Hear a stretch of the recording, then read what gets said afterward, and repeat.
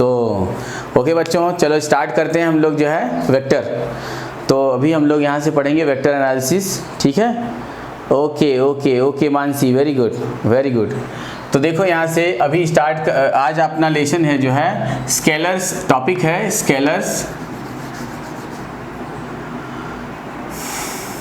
Scalars and vectors, ठीक है। तो पहले मैं बात करूंगा किस पर, स्केलर पे, कि स्केलर क्या है। What is scalars? कुछ बताओगे आप लोग? कुछ आप लोग बताओगे कि व्हाट इज स्केलर? स्केलर क्या है? कोई स्टूडेंट कुछ भी सोचो, आप कमेंट्स में थोड़ा बहुत मुझे लिख के भेज सकते हो। तो ये नहीं तो मैं आपको तो बताने के लिए हूँ ही। तो स्केलर्स क्या है कि such type of physical quantities which have only magnitude या which have need of only magnitude या which have only magnitude and not direction, there is no need of direction. या आप ये बोल दो कि such type of physical quantities which has only magnitude, there is no need of direction. तो आप लिखोगे such type of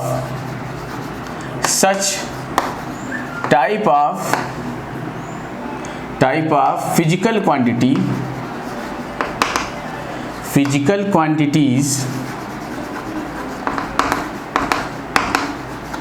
such type of physical quantities which has only magnitude, which has only magnitude, okay, there is no need of direction, there is no need of direction, there is no need of direction, okay, called scalars, okay, called scalars, ठीक है। ओ दादा, hello, कल आपको बोला था ना कि यहाँ से बोल चिल्लाते हुए मत जाना, जो है कल आपको याद दिलाया था ना। कम से कम बच्चे पढ़ रहे हैं, उनकी तो इज्जत रख लो यार। ओके, तो क्या आपको समझ में आया कि क्या हो गया कि स्केलर्स क्या है कि such type of physical quantities which has only magnitude and there is no need of direction are called scalars, okay. अच्छा, किसी ने लिख के भेजा है मुझे, Jitendra, scalars cans added according to their, हाँ वेरी गुड। ये तो हम आगे पढ़ते ही चले जाएंगे हम लोग, लेकिन अभी यहाँ से क्या है कि such type of physical quantities which has only magnitude, मतलब जिसमें क्या होता है, केवल और केवल मैग्नीट्यूड होता है, तो फिर वो जनरल अलजेब्रा को फॉलो करता है। आई बात समझ में आप लोगों को? जनरल अलजेब्रा मतलब क्या होता है कि जैसे वो डायरेक्ट क्या होता है, जैसे 1 + 2 + 3 + 4 ये सब अरिथमेटिक मतलब जनरल अलजेब्रा हो गया। और जो अलजेब्रा होता है जो है, जिसको हम लोग जो है अलजेब्रा बोलते हैं, वो क्या होता है कि वहाँ पर कुछ अलग ही मेथड, मतलब कि यहाँ पर कुछ मैथमेटिक्स लगेगी, उसके अकॉर्डिंग काम होगा, तो वो जो है कुछ और हो जाएगा। यहाँ पर क्या होता है जनरल अलजेब्रा, और जहाँ पे वेक्टर अलजेब्रा लग जाए तो फिर वो क्या हो जाएगा, वेक्टर हो जाएगा। अभी मैं उसको थोड़ी देर बाद बताऊंगा, अभी आप सिर्फ जनरल बातें देखो। तो स्केलर्स क्या है कि such type of physical quantities which has only magnitude. अब मैं इसमें कुछ क्वेश्चन पूछूंगा आप लोगों से कि कैसा मैग्नीट्यूड, जैसे कि मैंने कहा कि अब आपको मान लीजिए फ्रूट खरीदने जाना है, तो आपने ले लिया जो है कि चलो जो है please give me 2 kilogram of Apple, ऐसा आपने एप्पल ले लिया। लेकिन आप सोचो कि क्या उसमें डायरेक्शन फिट हो सकती है? क्या आपने कभी ऐसा सेंटेंस सुना या ऐसा कभी यूज किया, please give me 2 kilogram of apple in the east direction? Fit हो रहा है उसमें? नहीं ना। मतलब कुछ ऐसी चीज़ें हैं कि जो वहाँ पे फिट होंगी ही नहीं। मतलब वो क्या है, केवल और केवल वहाँ पे क्या होता है, मैग्नीट्यूड बताने से ही मेरा अपना काम हो जाता है जो है, ठीक है। वो भी कैसा, पूरी फिजिकल क्वांटिटी, जैसे कि 2 kilogram of Apple, 2 kilogram Apple, ठीक है। हाँ गौरव, 2 किलोग्राम ऑफ एप्पल। और अगर आप सिर्फ ये बोल दो कि 2 एप्पल चाहिए तो वो सिर्फ 2 एप्पल दे देगा आपको, लेकिन 2 किलोग्राम मतलब आपने पूरी फिजिकल क्वांटिटी बोली जिसमें मैग्नीट्यूड और उसकी यूनिट दोनों है। ठीक है, जो पहला लेसन होता है जो है यूनिट्स एंड डायमेंशन, उसमें जो है यूनिट्स, जैसे आप कहते हैं ना 20 metre per second, body is moving with 20 metre per second, अगर आपने ऐसा कहा तो इसका मतलब 20 उसका मैग्नीट्यूड है और मीटर पर सेकंड क्या है, उसकी यूनिट है। इससे वो क्या कर रही है, मूव कर रही है। आई बात समझ में आपको जो है। तो जो 20 मीटर पर सेकंड होता है वो ये मतलब 20 और मीटर पर सेकंड, 20 उसका मैग्नीट्यूड हो गया, मीटर पर सेकंड उसकी यूनिट हो गई। अब अगर यही लिखा हो 20 किलोमीटर पर आवर तो फिर उसकी यूनिट जो है बदल गई जो है। ठीक है, और अगर आप सिर्फ बोल दो कि body is moving with metre per second, तो मीटर पर सेकंड मतलब मीटर पर सेकंड जा रही है, लेकिन उसका मैग्नीट्यूड क्या है तो पूरा बताना पड़ता है। तो उसे हम लोग कहते हैं पूरी, मतलब एक physical quantity. Any physical quantity is defined as कैसे, magnitude multiplied by unit. Magnitude और यूनिट अगर दोनों साथ में है तो वो पूरी फिजिकल क्वांटिटी होती है। हालांकि हम लोग यहाँ पढ़ रहे हैं क्या, स्केलर्स। तो such type of physical quantities which has only magnitude, there is no need of direction, called scalars.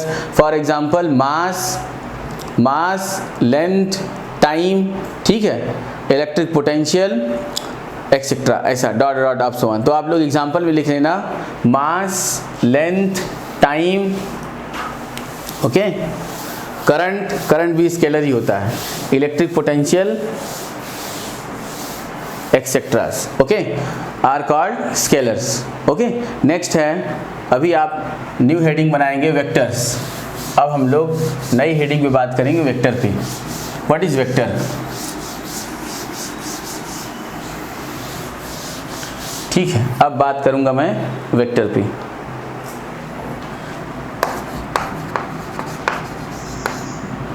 Vectors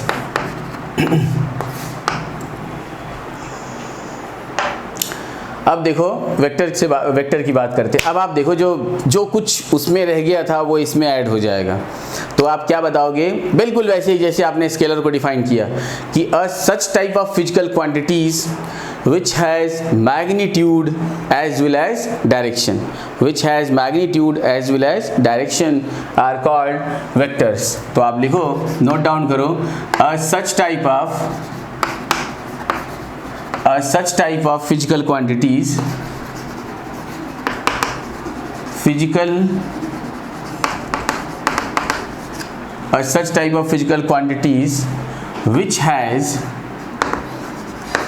which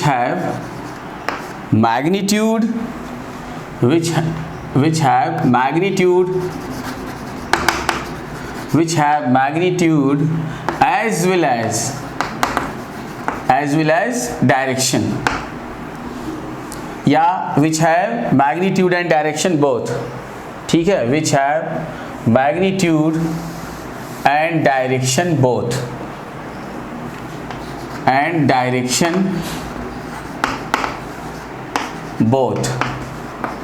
are called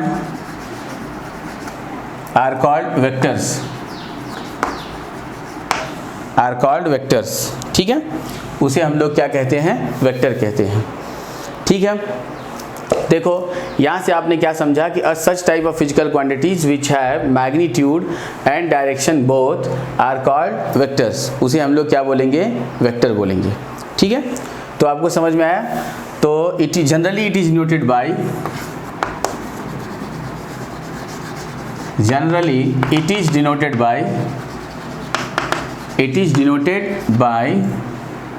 a bold letters, कैसा, जैसे कि ये ए आप ऐसा सिंपल लिखते हो तो बस उसे बोल्ड कर देना है, मतलब आपके उन अक्षरों से वो ज़्यादा बोल्ड लिखा होगा, ठीक है। बोल्ड लेटर्स ए, और ये कैसा, बी, सी,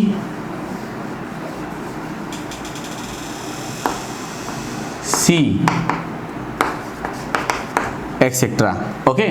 और चाहे आप बोल्ड लेटर से लिखते हैं या फिर कैसे नोट करेंगे, इसके ऊपर एक एरो का साइन होगा, और vector A vector B and vector C. ठीक है, ये इस प्रकार से भी हम लोग इसे रिप्रेजेंट करते हैं। ठीक है, तो अब जरा सा हम लोग जो है इस एरो के बारे में पढ़ लेते हैं। कुछ ऑथर्स अपनी बुक में ये बोल्ड लेटर्स से जो है अपनी किताब में सभी वेक्टर्स को रिप्रेजेंट करते हैं। तो कुछ ऑथर्स जो है क्या करते हैं, ये उस पर एरो का साइन लगाते हैं। अब देखना, मैं जरा एरो के बारे में आपको बताने जा रहा हूँ। देखो ये एरो क्या है, ये जो एरो है, एरो में जो है आप देखो दो पार्ट हो गए, एक है टेल, एक है इसका टेल और ये एक है इसका हेड, इस वाले की हेड। ठीक है, और ये जो लेंथ है, इसकी जो लेंथ है ये क्या कहलाती है, मैग्नीट्यूड ऑफ वेक्टर। ध्यान देना जो है, ये यहाँ से यहाँ तक जो लेंथ है ये कहलाएगी मैग्नीट्यूड। और ये जो हेड है, हेड किसके लिए, डायरेक्शन, हेड डायरेक्शन के लिए होती है। और टेल टू हेड की जो लेंथ होगी वो क्या बताएगी, इसकी मैग्नीट्यूड। और हेड उसका बेसिकली क्या रिप्रेजेंट करता है स्टूडेंट्स, डायरेक्शन। तो ध्यान से समझना इसको। हाँ बिल्कुल बिल्कुल बिल्कुल। हाँ, which has magnitude as well as direction, या मैग्नीट्यूड एंड डायरेक्शन बोथ। तो आपने देख लिया कि एरो के कितने दो पार्ट हो गए, टेल और ये हेड। ठीक है ना, और हेड क्या रिप्रेजेंट करता है, डायरेक्शन। अगर आपके सामने एरो हो तो एरो का अगर ये जो एरो पार्ट है, हेड अगर आगे हो, टेल आपके सामने हो, इसका मतलब कि वो वेक्टर, वो हेड, वो डायरेक्शन किधर है, आपसे मतलब किधर है, आपके आगे जा रहा है जो है। और अगर जो है वही डायरेक्शन जो है, हेड आपकी तरफ हो और टेल पीछे हो, इसका मतलब कि जो भी वेक्टर है उसका डायरेक्शन किधर है, बैकवर्ड, आपसे पीछे जाने वाली डायरेक्शन है। ठीक है, ऐसा होता है जो है। अब जैसे मैं आपको एक छोटा सा एग्जांपल दूं कि जैसे कि मैं आपको बोलूं कि ये एक छोटी सी जो है, बहुत छोटी प्लेन है, वेरी स्मॉल, बहुत ही छोटी प्लेन है, बहुत ही स्मॉल, वेरी लिटिल प्लेन। ठीक, और इसको मैंने किसी कलर से दोनों साइड पर कलर कर दिया। ऊपर मान लो मैंने येलो कर दिया, नीचे क्या कर दिया, रेड। तो मैं ऐसा येलो अगर ऊपर रखूँ, रेड नीचे, तो मैं पूछूँ येलो की डायरेक्शन किधर है, तो आप बताओगे ऐसा वेक्टर लगा करके कि अपवर्ड है, इसकी डायरेक्शन किधर है, अपवर्ड है। और रेड की डायरेक्शन किधर है, तो वो आप हमें बताओगे कि वो किधर है, डाउनवर्ड है। ठीक है ना। और अगर आपने इसके लिए कोई वेक्टर ए यूज किया कि जो उसके जो है येलो की डायरेक्शन बता रहा है, तो वेक्टर बी क्या है, उसके रेड की डायरेक्शन बता रहा है जो है। ठीक है, बाकी दोनों वेक्टर सेम है, लेकिन डायरेक्शन जो है अलग अलग कलर के बताने के लिए हमने ऐसा रिप्रेजेंट किया। ऐसे आपको बहुत सारे आएंगे, हजारों, ऐसा आपके पास बहुत सारे चांस आएंगे जब आप यहाँ देखोगे कि वेक्टर के बहुत बड़ा यूज है। धीरे धीरे आपके सामने सब ओपन होता चला जाएगा। ठीक है, तो समझ में आ गया आपको कि क्या है वेक्टर, कि such type of physical quantities which have magnitude and direction both are called vectors, generally denoted by a bold letter A B C, और vector A, vector B, vector C. यहाँ पे जो है इसका एरो क्या represent करता है, arrow का हेड डायरेक्शन, और टेल क्या है, टेल हो गया, और इसकी लेंथ क्या बताएगी, मैग्नीट्यूड, और हेड उसका डायरेक्शन बताएगा। ओके, समझ में आ रहा है ना सबको। मुझे बोलते जाओ यस सर, तो मुझे पता चलेगा कि हाँ सब समझ में आ रहा है। ओके ओके, जो भी आपको अच्छा लगे, जो आप बहुत कम से कम वर्ड में जल्दी से लिख सको, वही आप मुझे लिख के भेज सकते हो। ओके ओके संकेत, बहुत बढ़िया, बहुत अच्छा। ठीक है, अच्छा आज आप लोगों को क्या करना है कि जितने स्टूडेंट हैं अभी मुझे सुन रहे हैं, वो सभी लोग फिर से मुझे व्हाट्सअप नंबर है मेरा जो है 9579834805। इस नंबर से आप लोग क्या करोगे, जो अपने जलगांव के स्टूडेंट्स हैं वो सभी मुझे एक हाई लिख के भेजेंगे। ठीक है, तो फिर मुझे बहुत आसानी हो जाएगी आप लोगों को रिकवर करने, मतलब कि एक ग्रुप बनाने में जो है। आई बात समझ में बच्चों आप लोगों को? तो मैं आप लोगों की एक ग्रुप तैयार कर दूंगा। बस आप लोग इस नंबर पे एक, वैसे तो सबका है मेरे पास ऑलरेडी है, लेकिन आप 9579834805 पे क्या करना है, एक हाई लिख के आपको भेज देना है, तो मैं आपको अपने पर्सनल ग्रुप में ऐड कर देता। ओके, तो इसका ध्यान रखना आप लोग। अब हम लोग जो है अब ग्रुप बनाने का टाइम आ गया, अब जो है ग्रुप तैयार करने का टाइम आ गया। आई बात समझ में? हो गया, ये नोट कर लिया। तो अब देखो आगे बढ़ते हैं थोड़ा सा कि हाँ, अच्छा, तो फिर जब हम लोगों ने इस तरह से वेक्टर को रिप्रेजेंट करना चालू किया तो फिर क्या हुआ कि हमने जो है वेक्टर की रिप्रेजेंटेशन के लिए मैंने कहा कि दिस इज वेक्टर ए, जैसे ये है, अब ये वेक्टर ए है। इसका मतलब ये हो गया कि ये जो इसकी लेंथ है ये इस वेक्टर की क्या बताएगी? मैग्नीट्यूड। मैग्नीट्यूड कैसे निकलेगा किसी वेक्टर का? जब हम लोग किसी वेक्टर का मॉड लेंगे। अच्छा, तो मॉड की क्या क्या प्रॉपर्टी है ये देख लो। ये है मॉड, मतलब सिर्फ मैं उतनी प्रॉपर्टी बताने जा रहा हूँ जितना आपको फिजिक्स में यूज आएगा। अगर मान लो इसके अंदर आपने मॉड लिया तो आपको देखो ये दो काम करके देगा। सारे negative, every negative convert in positive, मतलब each and every negative quantities converted in positive, मतलब निगेटिव अगर होगा तो किसमें? पॉजिटिव में कन्वर्ट हो जाएगा। और दूसरा, अगर वो वेक्टर है, वेक्टर को किसमें कन्वर्ट कर देता है? मैग्नीट्यूड में, स्केलर में। स्केलर मतलब मैग्नीट्यूड में बदल देता है। समझ गए ना? जब मॉड क्या करता है, मॉड के दो बेसिकली अपने यहाँ फिजिक्स में दो काम होंगे। पहला, किसी भी निगेटिव को वो पॉजिटिव में कर देगा। दूसरा, वेक्टर को स्केलर में बदल देता है। आई बात समझ में? और अगर कोई निगेटिव वेक्टर है तो उसको पॉजिटिव भी कर देगा और मैग्नीट्यूड में भी बदल देगा। दोनों काम एक साथ भी कर सकता है, ठीक है ना? हाँ, ओके, अगर डायरेक्शन बदल गया तो ये ऐसा अपोजिट डायरेक्शन में हो जाएगा। आपको अभी सब बताया जाएगा, टर्न बाय टर्न सब बताया जाएगा, सारा का सारा वेक्टर बताया जाएगा। तो ये हो गया वेक्टर ए। तो वेक्टर ए क्या हो जाएगा? अगर मैं वेक्टर ए का मॉड ले लूँ तो ये आ जाएगा, इसके ऊपर से वेक्टर हट जाएगा, सिर्फ क्या आ जाएगा? मैग्नीट्यूड आ जाएगा जो है। ठीक है, देखा आपने mod of vector A equals to A, तो ये क्या हो गया? आप जब वेक्टर का मॉड ले लेंगे तो ये क्या हो गया? उसका मैग्नीट्यूड हो गया। और ये इसकी लेंथ क्या बताएगी? उसकी मैग्नीट्यूड। ओके, तो आपने समझ लिया कि अगर जो है ये जो है मॉड है तो मॉड का क्या हो गया? ये क्या करेगा? किसी निगेटिव को पॉजिटिव बदल देता है और वेक्टर से स्केलर में चेंज करता है। आई बात समझ में? Mod of vector A equals to A, ठीक है, और ये अपना वेक्टर ए हो गया। इसी प्रकार अगर कोई दूसरा वेक्टर हो, अगर मैं कहूँ कि ये वेक्टर बी है तो ये इसकी लेंथ जो है क्या बताएगी? वेक्टर बी, और एरो इसका डायरेक्शन, समझ में आया जो है? और ये एक दूसरा वेक्टर होगा वेक्टर बी। ओके, ऐसा आप जो है थोड़ी थोड़ी बात समझते जाओ, बाद में अपने आप आपसे बिल्कुल ये ज्वाइन हो जाएगा। जैसे ही आपको सारी बात बिल्कुल समझ में आती चली जाएगी तो आपको बिल्कुल वैसा याद हो जाएगा।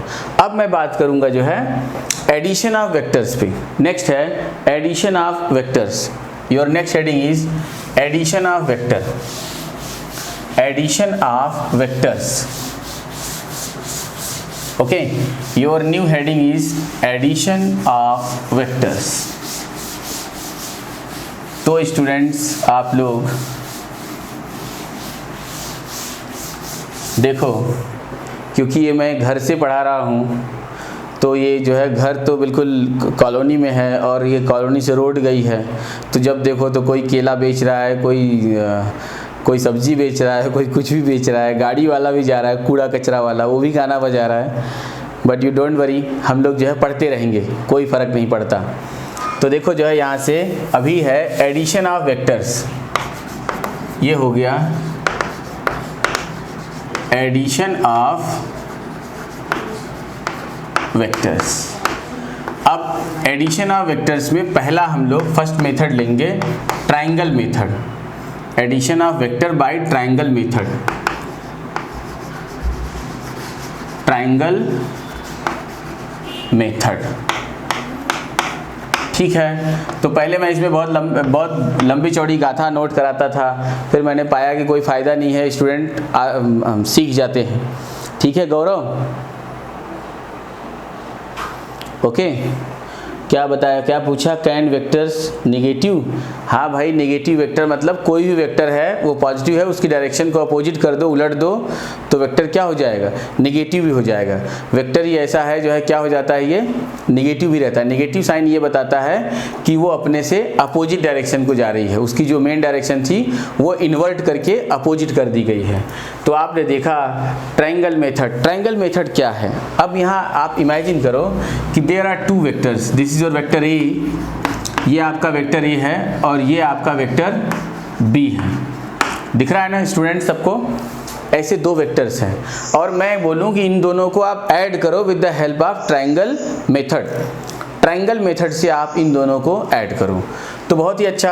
अब आप देखो आप क्या करोगे, first of all we will draw the vector A without change its magnitude and direction. जो मैं लाइन बोल रहा हूँ बिल्कुल पत्थर की लकीर की तरह याद कर लो, आपको कुछ नोट करने की जरूरत नहीं है, हमेशा याद रहेगा।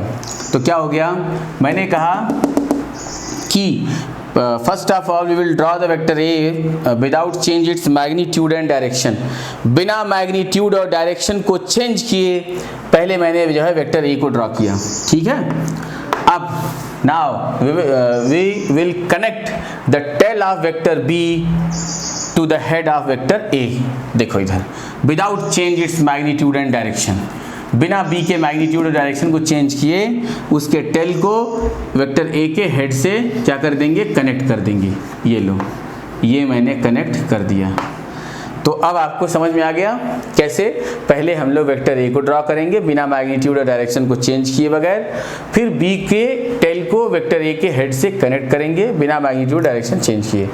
And finally we will draw a resultant from the tail of vector A to the head of vector B। देखा आपने, ये आपका हो जाएगा resultant vector, vector R equals to vector A plus vector B। अब आपको लग रहा होगा ये कैसे हो गया, तो vectors follow its own algebra called vector algebra. ये वेक्टर अलजेब्रा है, आपको आगे इसके बारे में समझाया जाएगा, ठीक है। अभी थोड़ी देर पहले हम लोग बात कर रहे थे ना कि जो है ये जनरल अलजेब्रा को फॉलो नहीं करता है। यस, ये अपने खुद के अलजेब्रा को फॉलो करता है जिसको हम लोग कहते हैं वेक्टर अलजेब्रा, ठीक है। तो आप लोग इसको ड्रॉ करें, ये डायग्राम आप बनाएं जो है बहुत अच्छा रहेगा। आप धीरे धीरे करके बहुत जल्दी सीख जाओगे, है ना। नोट करो इसको, बनाओ इस चीज़ को।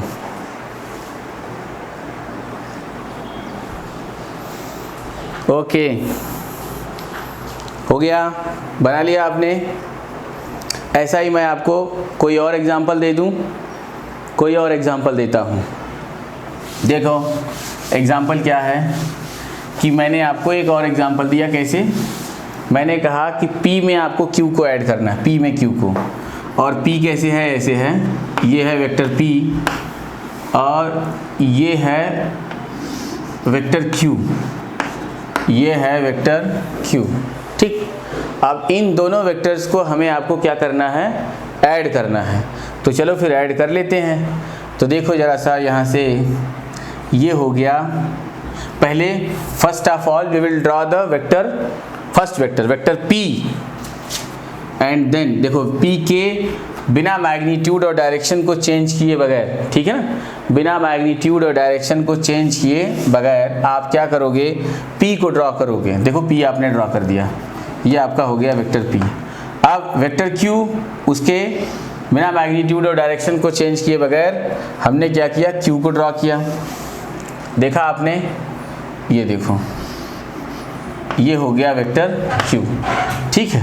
अब resultant from the head of tail of first vector to the head of second vector हो गया। ये हो गया resultant vector R equals to vector P plus vector Q, vector P plus vector Q, ठीक है। ऐसा हो गया। आई बात समझ में आप लोगों को? बिल्कुल आपको कंफ्यूज होने की ज़रूरत नहीं है। आपको जैसे आपको क्वेश्चन आएगा कि P में Q को ऐड करना है, तो पहला वेक्टर क्या हो गया, P हो गया, और Q क्या हो गया, यहाँ पे सेकेंड वेक्टर हो गया, ठीक है। तो आपको इस तरीके से जो है ये ऐड करेंगे आप लोग ट्रायंगल रूल से। तो देखा आपने, ये इस तरीके से क्या हो गया, आपका ऐड हो गया वेक्टर P वेक्टर Q, और ये आपका जो है ट्रायंगल लॉ हो गया। आप नोट भी करते चलें, नोट करना इम्पॉर्टेंट है, ठीक है। ट्राइंगल मेथड आपने देखा। ट्राइंगल मेथड क्या है? First of all you will draw the first vector and then connect the tail of second vector to the head of first vector and finally you will draw the resultant from the tail of first vector to the head of second vector. तो vector R equals to vector P plus vector Q, ये आपका हो गया resultant vector. Vector R equals to vector P plus vector Q, ये इस तरीके से हो गया जो है। ठीक है, ओके।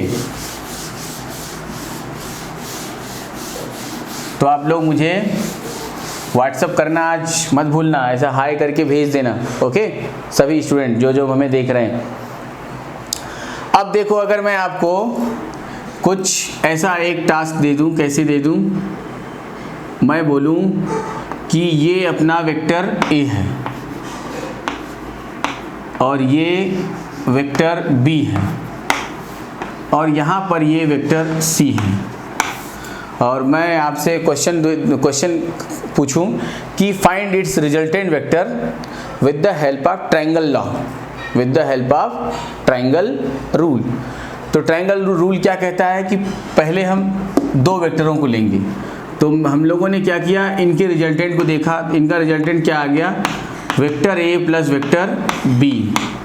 फिर ये जो वेक्टर हुआ, इस वेक्टर का हमने फाइनल वेक्टर लिया और मतलब अब ये दोनों वेक्टर ऐड हो गए, इनका काम खत्म हो गया, ए प्लस बी हो गया। थर्ड वेक्टर आपका क्या हो गया, मतलब सेकंड वेक्टर इसके लिए सी हो गया। अभी final resultant vector equals to vector A plus vector B, okay, और ये प्लस आपका वेक्टर सी।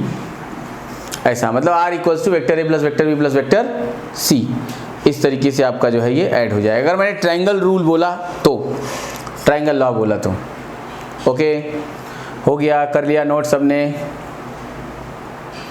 फिर तो मैं आपको एक क्वेश्चन और दे दूंगा और वहाँ भी मैं पूछूंगा कि आप वेक्टर रूल अप्लाई, मतलब ट्रायंगल रूल अप्लाई करो। देखो, चलो एक क्वेश्चन है, ये vector A, vector B, vector C, vector ई,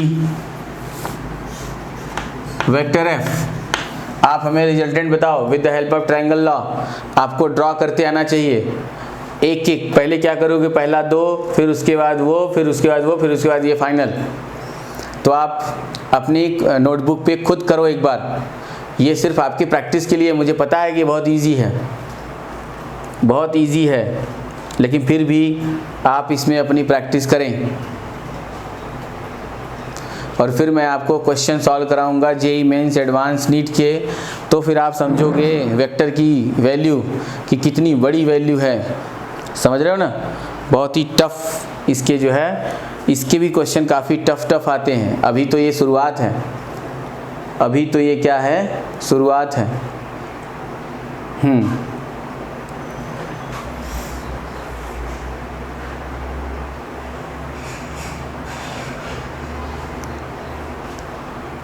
हो गया,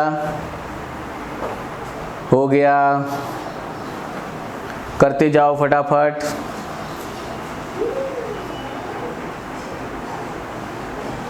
तो देखो, मैं इसका सलूशन बना देता हूँ।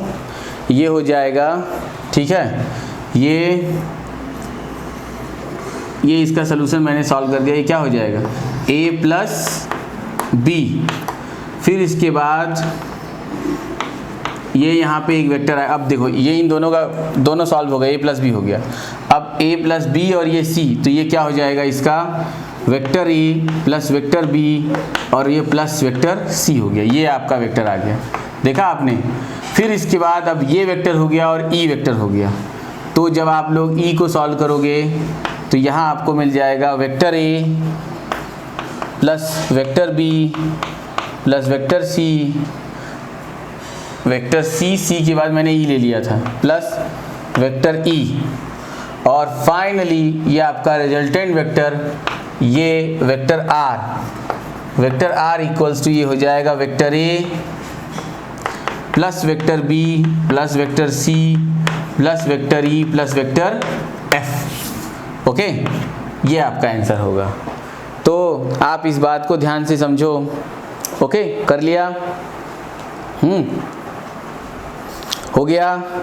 सभी बच्चों फटाफट इसको नोट कर लो। हम्म